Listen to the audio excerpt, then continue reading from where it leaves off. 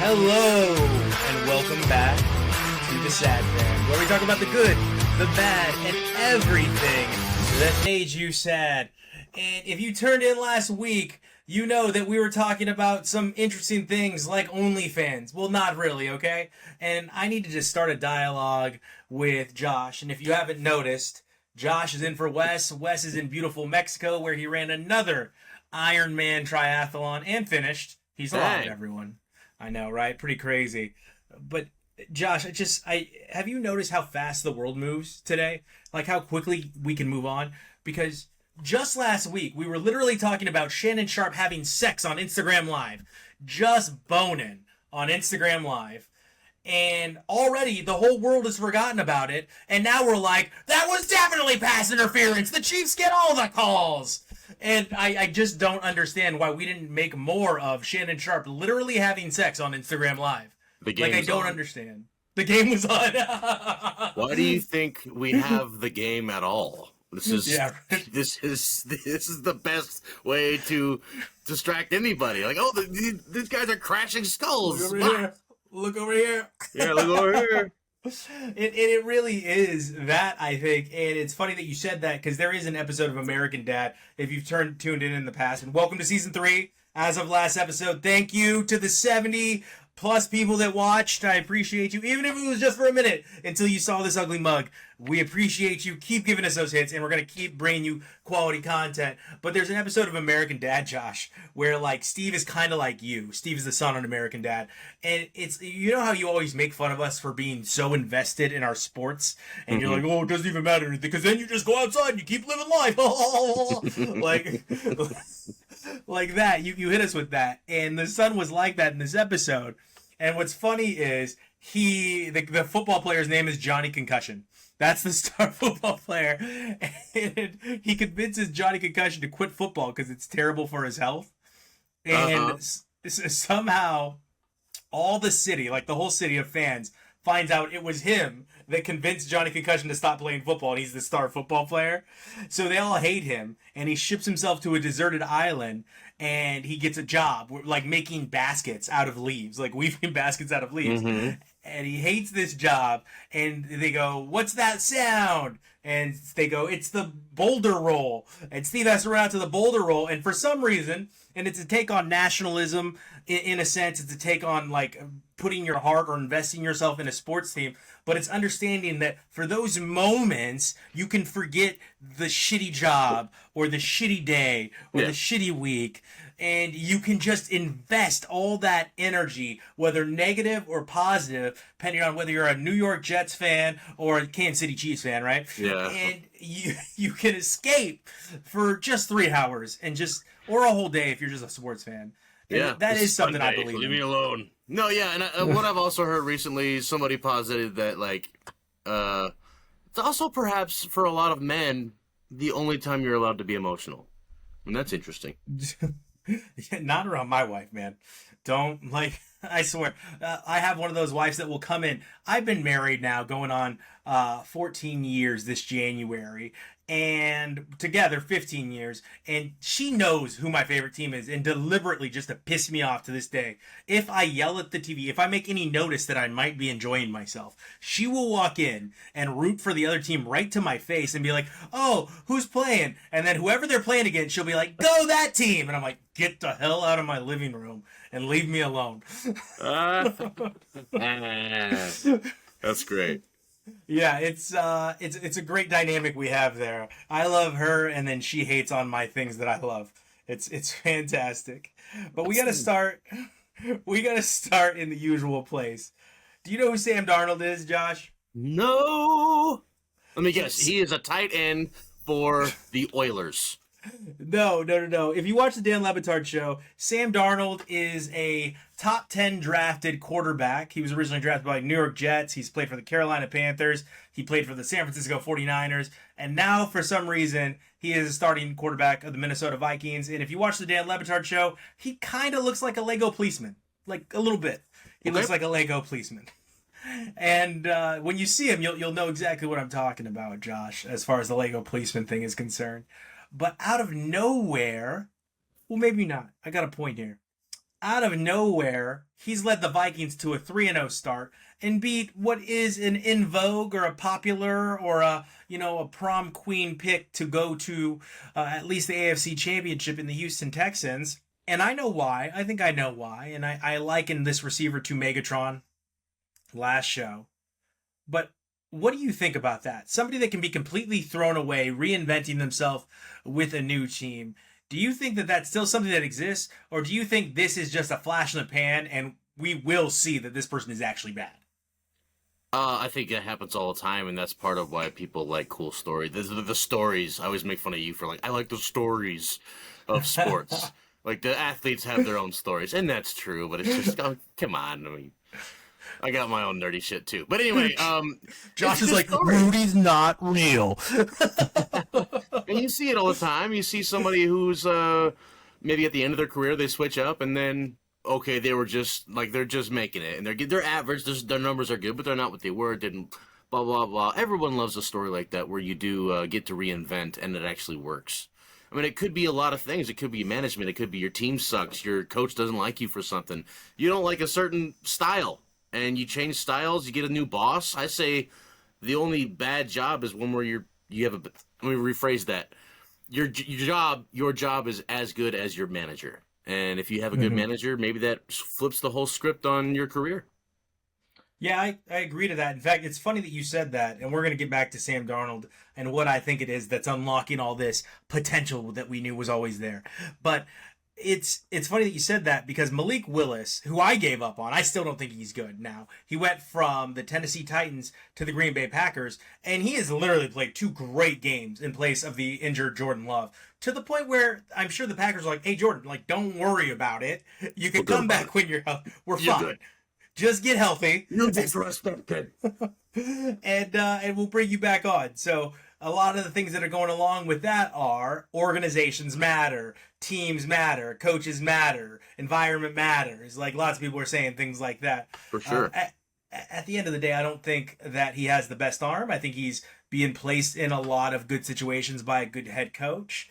And I think that has the most to do with his success so far in Green Bay. But let's go back to Sam Darnold. Do you know who I'm referring to, Josh, when I talk about Megatron? No, man. Sounds cool. Okay, so Megatron it's a great nickname, right? Like, of all the nicknames in sports, if someone called you Megatron, Megatron, dog? What does he do? Badass. He's one of the best wide receivers to ever play in the NFL. And he was Megatron because he was just a machine. Like, he would body people, he would go up over people, he would outrun people. He was just an amazing wide receiver. Okay, Calvin Johnson was great. And my theory on Calvin Johnson, though Matthew Stafford was a very, very, very good quarterback, was Calvin Johnson was so good at being a wide receiver, he could have made any quarterback decent. And I said that about Matt Schaub as well. Like, Matt Schaub was only good because, Andre Johnson was so good at being a wide receiver. So we get You see that a lot. Yeah, I think so. Growing up, you were a Broncos fan, so you just had a really good quarterback in John Elway when you were still a fan of football. Like, you got that. So you didn't really need a great wide receiver. I mean, you know who Shannon Sharpe is, obviously, because he was the tight end on that team. And then you had, Ed McCaffrey, Rod Smith, Terrell Davis. Well, at that time, my dad was a Rams fan. He still is, but so I became a Rams fan. So at that time, it was Kurt Warner and that dream team offense, like the best offense show on ever. Turf. Yeah. Marshall Faulk, Kurt Warner, Torrey Holt, Azair Hakim, the Isaac entire Bruce. line was like 100 in Madden. Yeah, it was that team was fantastic, and two amazing wide receivers, Isaac Bruce and Torrey Holt. Azair Hakim was not just a kick returner, but he was their slot receiver, and that does just speak volumes to how a quarterback can be impacted by a playmaking wide receiver. And Sam Darnold's got Justin Jefferson, who is basically our generation's Randy Moss right now, and we've got a few. Like, this is the era of great wide receivers because you've got Chase, you've got Jefferson. Neighbors looks like he's going to be an insane beast for the Giants. Like, he is making Daniel Jones look like Daniel Jones knows how to play football. Tyreek Hill. We are living in like this world where we have an embarrassment of riches at the wide receiver position. And In this case, I just can't buy in. So I love that you're saying you see this stuff all the time. It's a good story. It's feel good. But for me, maybe I'm a cynic. I just don't think that Sam Darnold is that good. Could be, man. I mean, yeah. Maybe he was being held up this whole time. Who knows? You could be right, but he did play for Mike Shanahan, who's one of the greatest offensive minds in all of football. Yeah. Maybe subjective, but I do believe that. Face. And like it's funny. The tan of a lifetime. So sorry, I said Mike Shanahan. I meant Kyle Shanahan, his son. His son. Thank you for that call out. I love the way you called me out. It was so gentle. But now it's funny that I say all that about Justin Jefferson being so great because yes, the Vikings are 3-0. No one predicted it. No one saw this coming. But I was just reading X or Twitter, whatever you want to call it. I still call it Twitter. And that was weird. That was very Trumpy in the way I said that. I wish I hadn't said it like that. It's I'm disgusted. Threw up in my mouth a little bit.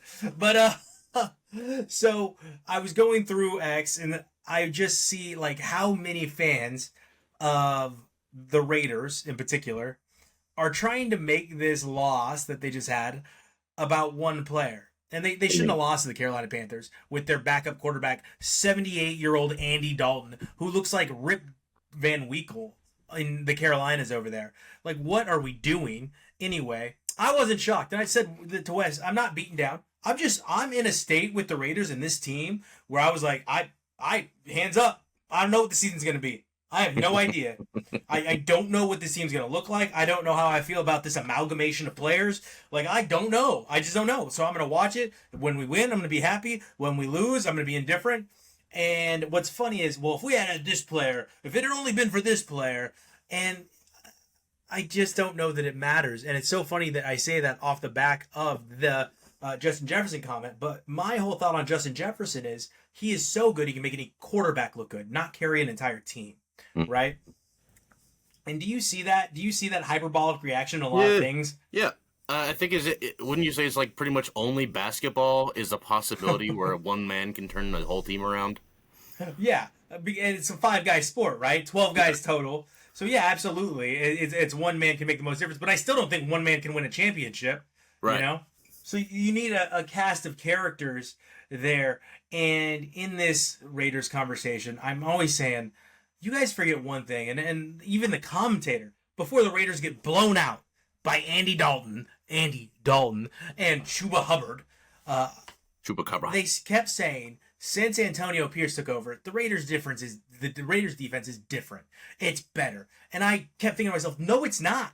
In fact, it blows my mind that no quarterback and offensive coordinator and Coach Combo are not attacking the soft belly of this defense. And every piece of film I watch, the middle of the field is wide open. Granted, they got some athletes, some dudes on the outside, okay? Their pass rush is all world. I said it to Wes. And it's what's been keeping them in the games. But should that pass rush get held up and someone gets in the middle of the field, the game is over. Or if they're just delivering the ball faster, the game is over. Because Patrick Graham is not a good defensive coordinator. I will now say this for the third year in a row. He just has a blessing in Max Crosby. But literally, every time I watch film, every time I watch him coach a defense, the middle of the field is wide open. And that's all Andy Dalton attacked all day. Even the crossing route that was a touchdown came through the middle. No one followed him through the middle. So guess what? Now the safety's out of position. So Raiders fans understand, like, place blame where it is. It's not on the players. It is a bad defensive scheme. Patrick Graham is not good. I know you want him to be good because he's your coach. He's just not good. And it's time you admit that. He's Illuminati. Yes, he's Illuminati. And we should all recognize it immediately. Okay? It's funny. You said Illuminati. And my brain immediately went somewhere. And you want to follow me down a random road. Sorry, everybody. We are still talking football. We've hit a few topics for you. And that picture is making me think of exactly where I was going to go with this. So, Josh, when was the last time you sat down and you watched the Super Bowl in its entirety? 2011, I think. So do you remember the teams Maybe that were playing? 2010. I don't remember exactly. It was... Probably the Patriots. likely the Patriots. I was in Baltimore. Yeah, I don't remember. But I was violently sick. I ate a lot of Southwestern egg rolls. I just got back to America that week from Italy, so I loaded up on Chili's and pizza and hotel breakfast, and I got very sick that game. So I wouldn't say per se that I even watched that in full. Maybe never that I've watched the whole game, the whole Super Bowl. 90% of the time I was in the restroom. Is what you were. Well, I think the last time I could recall you watching a full Super Bowl was the Eli Manning miracle play, right? I don't remember that. Where you thought that the Giants had no chance against the undefeated Patriots. You left when the Giants beat the Packers in the playoffs, and you left that game because you said, no, I'm not going to watch it now because now the Patriots are going to win this. I remember having this conversation outside of the dorm room where we watched the Super Bowl, or where we were watching the playoff game. He said, I don't want to watch it now a little bit, yeah, because I don't want to watch the Patriots win a Super Bowl, and since the Packers lost to the Giants, there's no hope. And then I remember you actually watched the Super Bowl with us. We had pizzas from, I think, Papa John's, wings, and we were in Blanco's dorm room. And the whole dorm room went nuts when Eli Manning threw that touchdown, okay? So I remember that. That was good. It was fun, right? And everybody was just great. Even you, who's not, like, you like sports, but you're not, like, a football guy. Even you were in the room like, what just happened? What did I just witness? I just can't follow it. I just can't follow it as strictly as so many people do. It's too much. I'm too busy with my nerd stuff. With Rocket League. But... yeah. What if I told you, Josh, that the Mannings aren't done? That there's another Manning that exists now? Uber Manning. Is he a clone or? Super Manning. Taking the genes of both brothers and put them in to a test tube. So, no. What school would you think, ideally, what college would this Super Manning play for? Personally, it'd be nice to me if he played for CU, CSU. Oh, okay. Likely, so CU has ASU their own issues right now. Oh, and Wes is going to be so mad that you threw me that bone to talk about Colorado, and this is going to be the 1 week where Wes is not on, that we're not going to talk about Colorado, even though they won in overtime against Baylor. Yes, audience, we watch all the games, so you don't have to. Okay, they won in overtime. Shedeur Sanders threw a Hail Mary. It was a broken coverage. It wasn't an amazing throw. Everybody breathe, okay? Actually watch the play before you give somebody their flowers. So... this young Mr. Arch Manning is his name. His name is Arch, okay? Arch Manning plays for the Texas Longhorns, and he officially got his first start, which is a little bit rocky, but they won the game. But I'm going to tell you this, audience, there is not going to be a quarterback controversy because when Quinn Ewers comes back, he will be the starter because we saw how long it did take Eli Manning to get settled into the game. He even threw a couple interceptions, but... the team still won 51-3. Texas Texas is very good, and I don't think Texas has anything to worry about. I don't think Quinn Ewers has anything to worry about.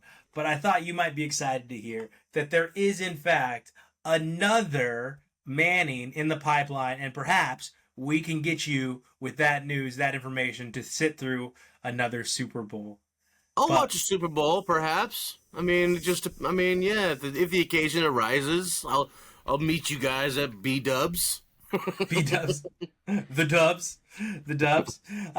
When it came to college football this weekend, though, there was really one huge game that was the shocker, and that was Michigan against USC.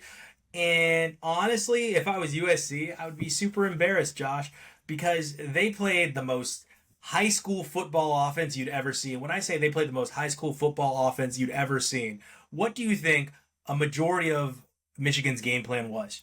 High school football offense? They're just doing a lot of trap and a lot of flag routes? So no flag routes. You were right the first time. Lots of trap, lots of B-gap, lots of off-tackle runs over and over. Josh, they threw the ball 12 times. Michigan threw the ball. So if you're a math major there, Michigan students, that is an average of 3 passes a quarter. They threw 3 passes a quarter, and they beat USC, who looked good at times. And I was ready to come on here and say, you know what the difference is? USC has a quarterback that can throw the ball. But then when Michigan won, I'm just like, I don't know how I'm going to spin this. I don't know how I'm going to spin this. I don't think this should be a style that wins in 2024 at all. Well, Whoa, hold on now. First of all, it's like it reminds me of playing Street Fighter. I like to play Dhalsim, the stretchy guy, because no one knows how to fight against him. Is that this guy? Because he's so weird and almost nobody picks him. Do you know what I'm saying? The guy who throws the fire, the Indian dude. But it's him, right? No. When you pick him and he does this move, like he's got the tape on his hand, like arms, right? He's got the tape wrapped. He's the arms. stretchy Yes, guy. he is. The stretchy yoga fire. I think I'm right. I think if you Okay. Anyway, so go ahead. So no one likes him. It's fun to play as him because people don't know how to fight against him. And I think up the gut, just over and over, if you got the manpower to actually like make that work, people don't know how to fight against that. It's not normal. And I think there's always room for the bread and butter gut punch technique. There's always a place for that. So you believe in just the physical wearing down of a human being. 3 yards at a time. Just 3 yards at a time. That is the most beautiful thing to watch. It's hard to watch. It doesn't last, though, because people get hurt, like, constantly. So as long as you can back it up, then it's going to work. You know what I mean? So you were on the line in high school, correct? Yeah, both sides. So and your team probably ran the ball a significant amount. Yep. What does that feel like every single play on either side of the ball? When you're on offense, what does it feel like to know you're just going to be able to get out there and drive your opponent? Well, it made it pretty simple. I'm either going to hit the guy to my left or hit the guy to my right, and every play is just going to be punch. You know what I mean? It's just it's the best. I liked it. I like to hit people, so it was perfect. Okay. Pass rush. Defense or offense it sucks. I just gotta do that, like back up and get out of here. I want to hit this guy. So on the other side of the token, how does it feel knowing that this team that you're playing against is going to run the ball over and over and over again, and you're just going to have to get run into over and over and over again? It'll wear a defense out faster than it'll wear an offense out. I think that might be wrong. Okay. So you do start to feel it, huh? As they lean on you and lean on you and lean on you. You know that. Wouldn't you say? Well, I guess you weren't on the line. No, I was playing free safety, man. I was not trying to get leaned on by you big guys. Like, just now I'm a big guy, but a different kind of big. But like watching those big uglies just like lay on each other over and over. Like, no. That's the best thing. I don't miss playing football. I miss Oklahoma drills. That's what I miss. Do you? You know those are outlawed now. That's my favorite thing to do. Those are outlawed now. It sucks, man. I love Oklahoma. It's the best, dude. Just scramble each other's eggs. That really was why. That's why I got outlawed, because that's literally what you were doing. It was CTE and a drill. But yeah, I mean, Oklahoma's. I did them. I enjoyed them when I was a big kid, but then as I grew up, I stretched out, and other kids got like bigger, and it wasn't as fun. As it once was, you know? When you're not the one dominating that exchange, it's not as fun. Well, so in that, I think the Cowboys are in for a rude awakening right now, because I think teams are going to do what the Baltimore Ravens did to them this weekend, which is really just run the ball down their throat and really lean on those finesse players. And you're right, Josh. You could see them physically wear down, physically get tired, and then that's when Lamar Jackson was striking and making them look really foolish, because he's such an athletic quarterback that when you're exhausted and you're tired and there's a 300-pound man that's been throwing you all over the field, you just don't have the energy or the strength to chase someone like that down. So I think the Cowboys are going to have a really bad season, because I think they've been figured out, and unless they can get their act together on offense, I mean, it's a shock. And the Buccaneers felt this against the Broncos this weekend, to literally look up and you're down 14-0. Like that is a shock. And the Cowboys had to deal with it. Now, the last thing I want to talk about. Oh, congratulations, Las Vegas Aces, on your playoff win against the Seattle Storm, by the way, WNBA. That was fantastic. They have a really tough draw against Jewel Lloyd, Skylar Diggins, and Nneka Ogwumike up in Seattle, and they won the game one. Game two is on Wednesday. Watch it. Women's sports is for everyone. Watch it. But in honor of Wes being in Mexico, I thought it'd be fun to end the show like this. For me, the best luchador in America, American wrestling, the best luchador ever for me was Rey Mysterio Jr. And I think that is a consensus. But do you disagree? Of course not. Yeah, it is Rey Mysterio. So Yeah! let's build out a top 5 list to end this show of like the ones we remember. So Rey Mysterio Jr. is one. What about the Ultimo Dragon? Do you remember the Ultimo Dragon? I remember on Ultimo WCW? Dragon. I only saw Ultimo Dragon wrestle once, and he was like, okay, he's my favorite ever. Because I was like 7 when I saw him. Never saw him again. I just thought it was so cool. He breathed the fire. But I don't know about luchadors per se, but Mexican wrestlers in general. Oh, the Eddie King, Guerrero. Eddie Guerrero? Man, Yeah. one of the greatest heels ever, man. He was so entertaining. Man, The he was lowrider, good. man. Remember he had the lowrider on WWE? He'd come out to the lowrider. That was good. His cousin. The chair where he hits him and he throws the chair. God, he was good. Yeah, Eddie Guerrero was great. What about La Parka? You remember La Parka? I don't know La Parka. He was the one that would come out with the chair, and he had the skull mask. It was like skull and bones all the way down. Mm-mm. No, I'm trying to do this in honor of Wes being in Mexico. So I will say Rey Mysterio Jr. for me is the best ever. And one of my favorite things, I guess we're not going to build out a top 5 audience. I apologize. If you have some that we forgot or we left off that short list, please send them in. But what made the Rey Mysterio Jr. moment for me, Josh, was, do you remember when he beat Paul White, the Giant? No. In WCW, Rey Mysterio Jr. against all odds beat the Giant, and he was the Giant Killer. Okay. Whoa. And for me, because I'm 5'10", pretty big dude, like decent size, not big, but decent size human being. But I was not like the biggest kid until probably junior year, end of sophomore year, junior year, high school years when I really started to fill out. So I really loved watching David beat Goliath, and I think that that's something that a lot of wrestling fans can get behind, the underdog winning, what you don't expect. Yeah, I was a big fan of the 1-2-3 Kid before he became. Oh my God, that's not Luchador, bro. That's not Luchador, but yes, I love the 1-2-3 Kid with the flames up the side. I didn't like X-Pac, but I liked 1-2-3 Kid. Wasn't he 6 as well for NWO? Yeah. How did you not like X-Pac? Get out of here with that. I thought he was a cornball, man. I was anti-NWO, man. I really was. DX. That was Generation X. Oh, yeah. I was definitely anti-DX. I hated DX. No. You were a good kid? You were the good boy? I've never liked Hunter Hearst Helmsley. I've never liked him. He's the worst. I don't like him now. Triple H sucks. Didn't you send me a video called Triple H Sucked, but it's actually about like how he saved wrestling, like how he's actually one of the greatest wrestlers. It was like a reenactment, all played by women, and it went through his history, which is pretty interesting.